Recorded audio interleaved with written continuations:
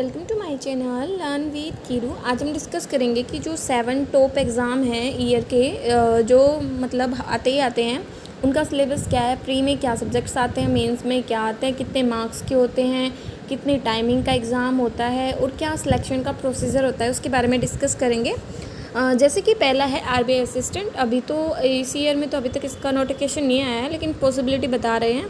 तो इसमें भी क्या होता है, इसमें प्री होता है एग्ज़ाम, मेंस होता है और एलपीटी टेस्ट होता है, मतलब लैंग्वेज प्रोफिशिएंसी टेस्ट होता है कैंडिडेट का। तो जो प्री होता है उसमें भी 3 ही सब्जेक्ट्स आते हैं हमारे, इंग्लिश, मैथ्स एंड रीजनिंग। और 30 मार्क्स की इंग्लिश आती है और मैथ्स एंड रीजनिंग 35 मार्क्स की आती हैं और 20 मिनट्स मिलते हैं, मतलब 1 आवर का हमारा ना प्री का एग्ज़ाम होता है। ओके, देन बात करें अगर मेंस की, तो मेंस का एग्ज़ाम हमारा 135 मिनट्स का होता है, ठीक है, मतलब 2 घंटे और 15 मिनट्स अप्रॉक्स। एंड इसमें जो रीजनिंग होती है, मतलब जितनी भी रीजनिंग है, इंग्लिश है, मैथ्स है, और इसमें 2 सब्जेक्ट्स ऐड ऑन हो जाते हैं मेंस में। एक तो जनरल अवेयरनेस, मतलब जो भी करंट वगैरह हम पढ़ते हैं, ठीक है, एंड करंट जो कंप्यूटर नॉलेज है वो। और इन सब के क्वेश्चंस ऑफ नंबर है ना 40 ही होते हैं और मैक्सिमम मार्क्स का भी, मतलब ये एक क्वेश्चन 1 नंबर का ही होता है। और इनको करने के लिए हमें कितना टाइमिंग मिलता है, तो देखो 30 मार्क्स रीजनिंग के लिए होते हैं, 30 मार्क्स इंग्लिश के लिए, मैथ्स के लिए भी। लेकिन है ना जो हमारी करंट जो नॉलेज होती है, जनरल अवेयरनेस होती है और जो कंप्यूटर, उसके लिए 25 और 20 मिनट्स मिलते हैं। उसके बाद अगर आपका मेंस क्लियर हो जाता है तो उसके बाद लैंग्वेज प्रोफिशिएंसी टेस्ट होता है कि भाई जो लैंग्वेज है आपको उसकी कैसी नॉलेज है। तो जहाँ से भी आपने अप्लाई किया होगा उस स्टेट की एक प्रॉपर लैंग्वेज होती है, ठीक है, तो उसी के अकॉर्डिंग होगा वो। ओके, देन जैसे कि ये है आरबीआई असिस्टेंट के बाद आता है एसबीआई। ये सबसे अच्छा हम मान के चलते हैं, मतलब हर बच्चे का ड्रीम होता है एसबीआई ज्वाइन करना। एसबीआई 2 एग्ज़ाम कंडक्ट करवाता है, एसबीआई पीओ एंड कलरक, ठीक है। इनका जो एग्ज़ाम है, इनका जो सिलेबस है वो मोस्ट ऑफ सेम होता है। बस क्या होता है कि जो पीओ होते हैं एग्ज़ाम में, पीओ वर्ड लगता है, वहाँ पे हमारा ना इंटरव्यू राउंड आता है एंड यहाँ पे हमारा डिस्क्रिप्टिव आ जाता है, ठीक है। बस ये 2 ऐड ऑन हो जाते हैं, क्योंकि जो कलरक होता है उसमें सिर्फ प्री एंड मेंस होता है और सीधा हमारी ज्वाइनिंग हो जाती है अगर हम क्लियर कर लेते हैं। जबकि जब पीओ होता है तो उसमें डिस्क्रिप्टिव तो हमारा जैसे मेंस के साथ ही हो जाता है, और लेकिन इंटरव्यू राउंड भी होता है, ठीक है। और जैसे अब पीओ की बात करें, एसबीआई पीओ, तो इसमें क्या होता है कि देखो प्री का सिलेबस सेम है, कलरक का भी एंड पीओ का भी। एसबीआई के 3 ही सब्जेक्ट्स हैं और 35 मार्क्स के आते हैं और 1 आवर का हमें मिलता है और टोटल 100। तो देखो इसमें जो है ना सेक्शनल कट ऑफ नहीं होती है, ये बात आप याद रख सकते हो। जो एसबीआई होता है, चाहे कलरक हो चाहे पीओ, उसमें सेक्शनल कट ऑफ नहीं है। सेक्शनल का मतलब कि ऐसा कुछ नहीं है कि आपको इंग्लिश में मिनिमम कुछ मार्क्स लाने पड़ेंगे, अगर वो नहीं लाते हो, इसमें ओवरऑल कट ऑफ होती है। देन इसके बाद आता है मेंस। मेंस में देखो रीजनिंग और मैथ्स एंड इंग्लिश तो कॉमन है। उसके बाद आती है इसमें हमारी जो भी जर्नल नॉलेज है, बैंकिंग की नॉलेज है, ठीक है, वो सारी आती है। ये 200 नंबर का होता है मेंस का एग्ज़ाम, 3 घंटे हमें मिलते हैं, ठीक है। और पीओ में क्या होता है, उसके बाद एक डिस्क्रिप्टिव राइटिंग होता है। डिस्क्रिप्टिव राइटिंग में क्या आता है, एक लेटर लिखना होता है, एक ऐसे लिखना होता है, जो 50 मार्क्स का होता है। 2 ही क्वेश्चंस होते हैं और हमें ना 30 मिनट्स मिलते हैं इसको अटैम्प्ट करने के लिए। इस तरह से ओवरऑल मेंस का एग्ज़ाम हमारा 250 नंबर का होता है। अगर मेंस क्लियर हो जाता है तो उसके बाद हमारा ना ये प्रोनाउंसिएशन थोड़ा हो गया, ये टेस्ट होता है। इसमें क्या होता है कि जैसे ये जो टेस्ट है ये सिर्फ अभी एसबीआई ने इन्वॉल्व किया है, ठीक है, और किसी ने मतलब नहीं लेके आया है।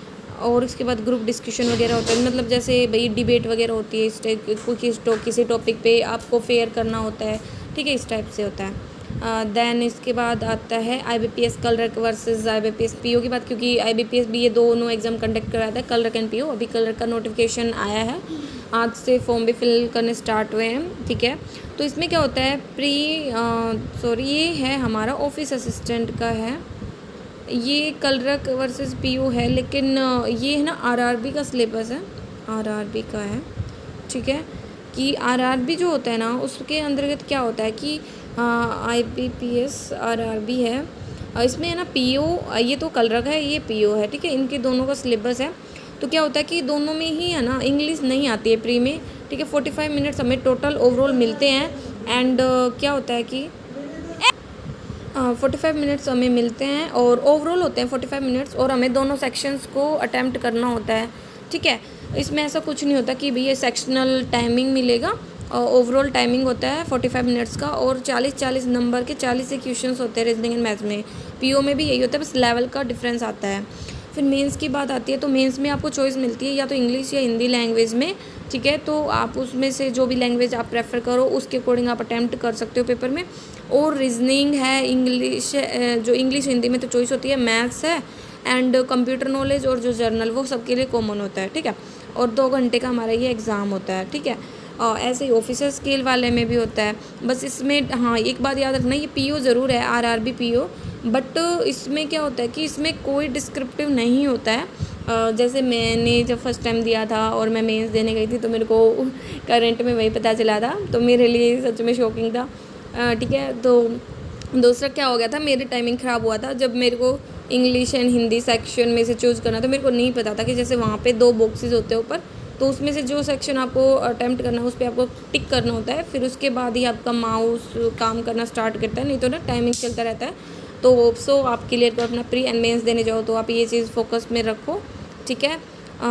तो ये है प्रोसीजर, इसमें हिंदी इंग्लिश में हमें चूज़ करना ही है, और इसमें कोई भी डिस्क्रिप्टिव नहीं होता है, ठीक है।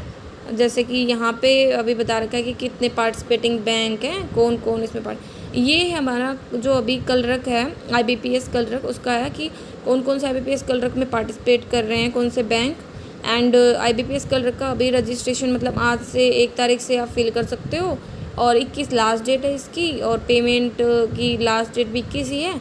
और जो मतलब अगस्त में हमारा एग्ज़ाम होगा इसका प्री का, एंड सितंबर में मतलब ऑनलाइन एग्ज़ाम, अगस्त सितंबर में एग्ज़ाम हो जाएगा प्री एग्ज़ाम। फिर इसके बाद कोल मेंस का एग्ज़ाम हमारा अक्टूबर में बता रखा है, वो मतलब मोस्ट ऑफ, ठीक है। और प्रोविजनल अलॉटमेंट हमारा तो मतलब अगले ईयर में ही होगा, ठीक है, 2024 में, ठीक है, इस तरह से। और इसमें अगर बात करें सब्जेक्ट्स की तो इसमें तीनों सब्जेक्ट्स आते हैं हमारे प्री में इंग्लिश, मैथ्स एंड रीजनिंग, और सेम होता है जैसे SPPO था, RBI असिस्टेंट था, ठीक है, वही उतने ही मार्क्स होते हैं, उतना ही टाइमिंग मतलब 1 आवर का होता है। अब मेंस की बात करें तो इसमें क्या है, वही 3 सब्जेक्ट तो हमारे कॉमन है, ठीक है, maths, reasoning and quant. But इसमें क्या इन्वॉल्व हो जाता है, इसमें ना जो जर्नल अवेयरनेस है, जो हमारी करंट वगैरह है, बैंकिंग नॉलेज वगैरह है, वो इन्वॉल्व हो जाती है, ठीक है। फिर इसमें ये बता रखे कि भाई जिस स्टेट से आप अप्लाई करते हो तो वहाँ पे कौन सी लैंग्वेज है जो आपको पता होनी चाहिए, उसकी नॉलेज हो। अगर आप किसी अदर स्टेट से अप्लाई करते हो तो भी आपको फिर लैंग्वेज टेस्ट देना होता है, तो वो लैंग्वेज आपको आनी चाहिए, ठीक है। फिर ये है कि किस बैंक में कितनी वैकेंसीज़ हैं, ठीक है, अलग अलग स्टेट्स में, तो ये आप रीड कर सकते हो डिटेल्ड नोटिफिकेशन इसका, ठीक है। और जो IBPS कलरक का अभी आया है उसका ये क्या हैंड रिटन है, ठीक है, जो हमें लिखना है। देन एक बात आप याद रख सकते हो कि RRB की तो अभी लास्ट डेट गई, ठीक है, अभी IBPS कलरक के ही स्टार्ट हुए हैं। और ना जो अगर आप जनरल कैटेगरी से बिलोंग करते हो लाइक एज BC, ठीक है, OBC और जर्नल में, ठीक है, महाजन वगैरह से, तो 850 है, ठीक है, नहीं तो 175 रुपये आपकी फ़ीस, ओके। ये था।